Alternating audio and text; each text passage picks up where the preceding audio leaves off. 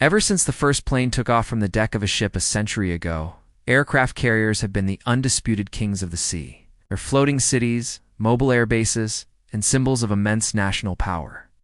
But in an era of hypersonic missiles, stealth submarines, and advanced cyber warfare, has the age of the supercarrier come to an end? Well, the United States Navy has answered that question with a resounding no. And their answer is the most advanced, most powerful, and most expensive warship ever built, the Gerald R Ford class. Today, we're diving deep into this technological marvel. What makes it so revolutionary? Is it truly worth its staggering price tag? And how does it redefine naval warfare for the 21st century? Stick around, because the answers will blow your mind. For decades, the Nimitz-class carriers have been the backbone of the U.S. Navy. They've served in every major conflict, projecting power across the globe. But they were designed during the Cold War. Their technology, while upgraded over the years, is fundamentally from a different era. The world has changed. Threats have evolved.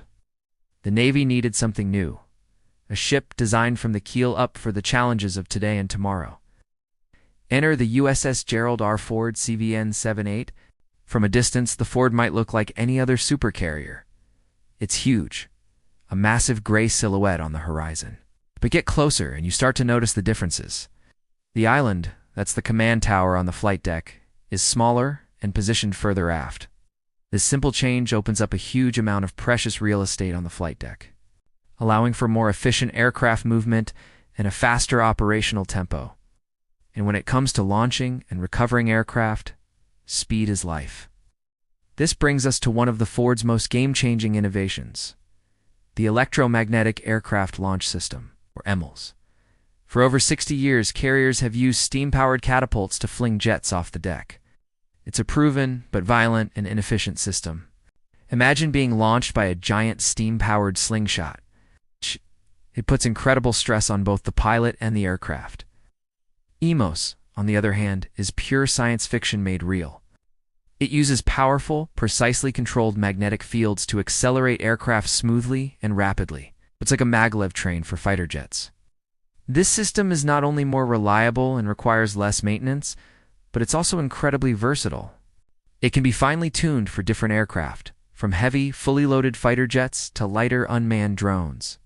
This gentler launch reduces wear and tear on the airframes, saving millions in maintenance costs over the life of the aircraft. More importantly, it opens the door for a whole new generation of naval aircraft, and what goes up must come down.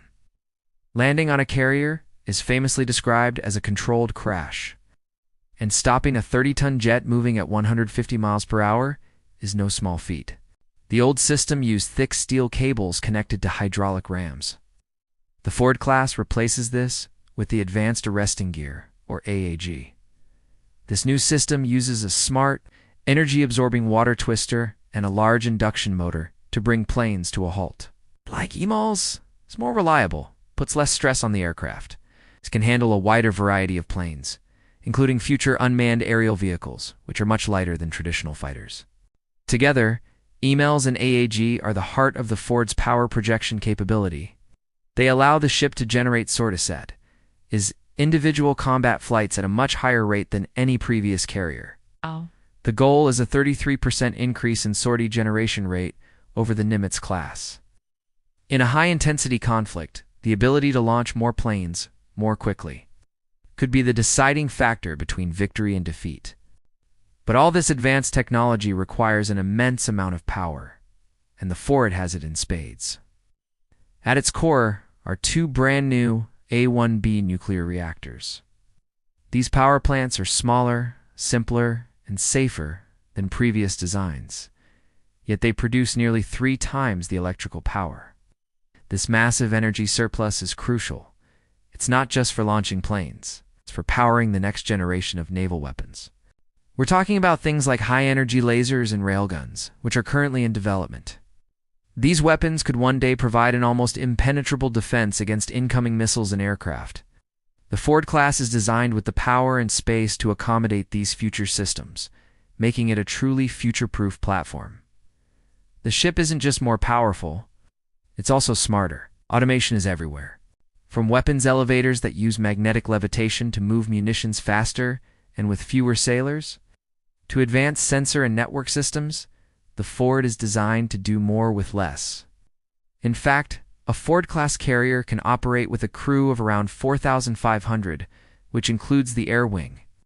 That sounds like a lot, but it's actually several hundred fewer sailors than a Nimitz-class carrier requires.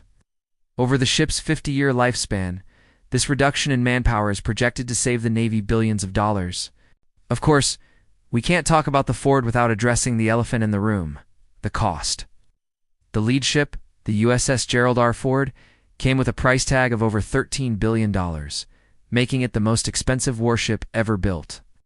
The development of its new technologies, especially EMALS and AAG, was plagued by delays, cost overruns, and technical challenges. Critics have pointed to these issues as a sign of a troubled program. They argue that for the price of one Ford, the Navy could have built multiple smaller, less complex ships. However, the Navy and proponents of the program argue that this is the price of innovation. The first ship in any new class is always the most expensive, as it bears the brunt of the research and development costs. The subsequent ships in the class, like the USS John F. Kennedy and the USS Enterprise, are already coming in at a lower cost. They argue that the capabilities the Ford brings to the table, the higher sortie rate, the reduced manpower, the capacity for future weapons, make it a worthwhile investment. In their view, you can't put a price on maintaining naval supremacy. Where does this leave us? The Gerald R. Ford class is more than just a new aircraft carrier. It's a statement. It's a floating testament to technological ambition and a bet on the future of naval warfare. It represents a paradigm shift. Moving from the steam-powered mechanics of the 20th century to the electric, automated, and data-driven systems of the 21st, the challenges have been significant, and the debate over its cost will likely continue. But as the USS Ford and its sister ships begin their decades of service, their impact on global power dynamics will be undeniable. They are designed to be the dominant force on the high seas, capable of projecting power, deterring aggression, and responding to crises anywhere in the world, faster and more effectively than ever before. It's a revolutionary leap forward, ensuring that for the foreseeable future, the supercarrier remains the undisputed king of the ocean. What do you think? Is the Ford class the future of naval power, or a costly gamble? Let me know your thoughts in the comments below. We love reading your insights and discussing these incredible feats of engineering. Thanks for watching, and if you enjoyed this deep dive, make sure to hit that like button and subscribe for more content. We'll see you in the next one.